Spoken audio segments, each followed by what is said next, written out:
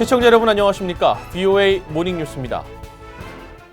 도널드 트럼프 미국 대통령은 북한이 언급한 크리스마스 선물이 어떤 것이라 하더라도 미국이 대응할 준비가 돼 있다고 말했습니다.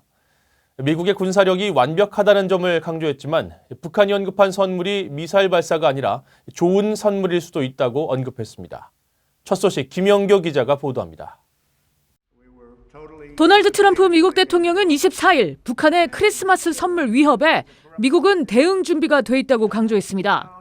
대통령의 개인 별장인 플로리다주 마로라고 리조트에서 성탄절 맞이 미 장병과의 영상통화를 한 뒤 취재진 질문에 답하면서 나온 말입니다. 무엇이든 성공적으로 대응할 것이라며 지켜보자고 했습니다.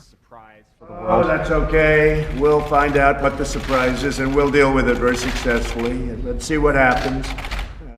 트럼프 대통령은 또 북한의 어떤 도발에도 대응할 수 있을 만큼 미군은 완전히 재정비돼 있다고 말했습니다. Our military is now replenished. We were totally depleted when I came into office, and it's great stuff. It's great stuff. What's happened, and you see these incredible people. We have the best in the world, so it's totally replenished. 한편 트럼프 대통령은 북한이 말한 선물이 무력 도발이 아닐 수도 있다고 언급했습니다.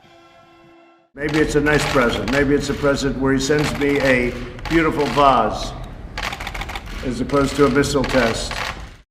앞서 3일 북한은 외무성 리태성 미국 담당 부상 이름으로 발표한 담화에서 미국이 실질적인 대화를 언급하며 시간벌이에 매달리고 있다면서 다가오는 크리스마스 선물을 무엇으로 선정하는가는 전적으로 미국의 결심에 달려 있다고 위협했습니다. 마크 에스퍼 미국 국방장관은 이와 관련해 최근 북한 핵 문제의 외교적 해결을 바라지만 미국은 싸워서 이길 준비도 돼 있다고 언급한 바 있습니다. VOA 뉴스 김현교입니다. 미국 공군 정찰기가 지난 주말부터 잇따라 한반도 상공을 비행한 데 이어 24일에도 2대가 잇따라 출동한 것으로 알려졌습니다. 24일 민간 항공 추적 사이트 에어크래프트 스팟에 따르면 미 공군 RC-135W 리벳 조인트가 주말부터 이날까지 연일 한반도 상공에서 포착됐으며 약 3만 1000피트 상공을 비행한 것으로 전해졌습니다. 리벳 조인트는 미사일 발사 전 지상 원격 계측 장비에서 발신되는 신호를 포착하고 탄두, 궤적 등을 분석하는 장비를 탑재하고 있는 미 공군의 주력 통신 감청 정찰기입니다. 한국과 중국, 일본 세 나라 정상이 북한 핵 문제의 유일한 해법은 대화와 협상이라는 데 의견을 같이 했습니다. 세 정상은 또 한반도 비핵화가 공동의 목표라는 점도 확인했습니다. 박형주 기자가 보도합니다. 리커창 중국 국무원 총리는 24일 한중일 정상회의 공동 언론 발표에서 한반도 문제는 대화를 통해 해결해야 한다는데 모두 동의했다고 밝혔습니다. 是三方的共同目标。我们一致认为，对话协商是解决半岛问题唯一有效的。 아베 신조 일본 총리는 미북 대화의 모멘텀을 이어가는 것이 중요하다면서도 북한의 거듭된 미사일 발사가 지역 안정을 위협한다는 점도 지적했습니다. 北朝鮮について私から度重なる弾道ミサイルの発射は安保理決議違反かつ地域の安全保障を深刻に脅かすものである。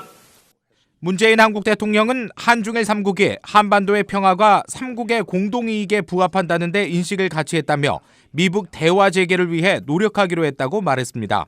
북미 대화의 조속한 대화를 통해 비핵화와 평화가 실질적으로 진전되도록 함께 노력하기로 했습니다.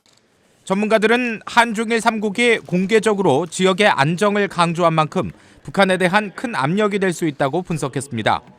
북미 간의 관계가 이렇게 어려울 때 결국은 북한이 의지할 수 있는 건 중국 그다음에 러시아인데 중국이 한국의 대통령과 만나서 지역 그 안정에 대해서 얘기하고 추가적인 어떤 도발이나 이런 상황들에 대해서 반대하고 도발하지 말고 안정을 유지하는 데 기회해달라는 메시지로 저는 해석될 수 있고 미국에 민감할 수 있는 사안들이 이날 정상회담에서는 의제화되지 않은 점에 주목하는 시각도 있습니다. 중국이 최근에 러시아와 같이 유엔 안보리에서 공동의 보이스를 낸 것처럼 3국의 정상에서 북핵 문제 해결의 한 방안으로 제재 완화 문제를 혹시 꺼내주지 않을까라는 일말의 기대는 있을 수가 있었지만 중국 입장에서도 뭐 그 말을 꺼내기는 힘들었을 거예요. 일본이 반대하는 걸 뻔히 아니까. 한편 문재인 대통령과 아베 총리는 15개월 만에 한일 정상회담을 열고 두 나라가 서로에게 중요한 이웃이라는 데 공감하며 관계 정상화 방안을 모색했습니다. VOA 뉴스 박형주입니다. 왕이 중국 외교 담당 국무위원 겸 외교부장이 최근 한반도 긴장 고조의 책임이 미국에 있다며 싱가포르 미북 정상회담 합의 이행을 위한 실제 조치에 나설 것을 촉구했습니다. 중국 외교부에 따르면 왕 위원은 23일 중국 관영 중앙TV 라디오와의 인터뷰에서 최근 한반도 긴장 고조의 주요 원인은 미북 싱가포르 회담 공동성명이 관철되지 못하고 북한의 합당한 우려를 해결하지 못했기 때문이라며 이같이 밝혔습니다. 앞서 켈리 크래프트 유엔 주재 미국 대사는 17일 중국과 러시아의 대북 제재 완화 제안 뒤 트위터를 통해 유엔 안보리의 단합된 행동을 강조하고 이는 싱가포르 미북 정상회담에서의 약속들을 진전시키는 것이어야 한다고 밝힌 바 있습니다.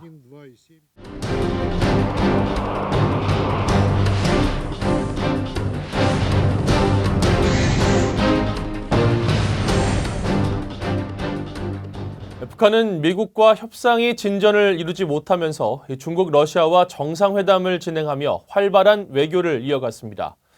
미국은 한국, 일본과 대북 해법을 모색했지만 한일 간에는 수출 규제와 정보 협정 등을 놓고 갈등이 고조되기도 했습니다. 올 한해 한반도 주변국들의 정상 외교를 함지하 기자가 살펴봤습니다. 김정은 국무위원장은 2019년 시작과 함께 중국을 방문해 시진핑 국가주석과 만났습니다. 습군평동지의 초청에 의하여 주체 108 2019년 1월 7일부터 10일까지 중화인민공화국을 방문하시게 됩니다. 두 정상 간 네 번째 만남인데 2차 미북 정상회담을 앞두고 북중 연대를 과시하려 한 것으로 해석됐습니다. 북한의 핵과 탄도미사일 개발, 또 중국의 대북 제재 동참으로 인한 냉각 기류도 사실상 사라졌습니다. 대신 국제사회의 압박 분위기는 균열될 것이란 전망이 나왔고 실제로 이후 북한 내 중국 관광객이 크게 늘어난 것으로 알려졌습니다. 이런 움직임은 북한 문제에서 주도권을 잡으려는 중국의 의중이 반영된 것으로 풀이됩니다. 올해 4월에는 8년 만에 처음으로 북러 정상회담도 열렸습니다. 블라디미르 푸틴 러시아 대통령은 당시 미북 협상과 관련해 북한 주장에 힘을 실어주는 모습을 보였습니다. 나는 오늘 푸틴 대통령 각하와 조로 친선관계 발전과 조선반도와 지역의 평화 안전 보장을 위한 문제들 그리고 공동의 관심사로 되는 국제적 문제들에 대하여 허심탄회하고 의미 있는 대화를 나누었습니다. 북한은 하노이 회담 이후 미북 협상이 교착 상태에 빠지면서 중국과 러시아와 새로운 활로를 꾸준히 모색해왔습니다. 최근 중국과 러시아는 유엔 안보리에 대북 제재를 완화하는 내용을 담은 결의안을 제안했습니다. 결의안 통과 가능성은 적지만 북중러 삼각공조가 더욱 분명해졌습니다. 한편 미국과 한국, 일본도 활발한 정상 외교를 통해 북한 문제에 대한 해법을 모색했습니다. 올해 트럼프 대통령은 한국 문재인 대통령과 3차례 정상회담을 했고 아베 신조 일본 총리와는 5차례 만나며 북한 문제 등을 논의했습니다. I'm in no rush at all. The sanctions remain. We have our hostages back. We, as you know, are getting the remains, continuing to get the remains. 다음 달인 6월 트럼프 대통령은 판문점에서 김정은 위원장과 만났습니다. 미한일 세 나라 정상의 만남이 북한 문제에만 초점이 맞춰진 건 아니었습니다. 미한 간에는 방위비 분담금 협상 문제가 첨예한 현안으로 떠올랐습니다. 또 한일 두 나라는 수출 규제와 한국의 한일 군사정보 보호협정, 지소미아 종료 선언 등으로 각을 세우다 최근 가까스로 봉합 국면을 맞았습니다. 한편 아베 총리는 올해 초 시정연설에서 김정은 위원장과의 정상회담과 북일 국교 정상화를 외교정책 목표로 제시했지만 북한의 호응은 전혀 없었습니다. 따라서 일본은 북핵 6자 회담 당사국 중 올해 김정은 위원장을 만나지 못한 유일한 나라가 됐습니다.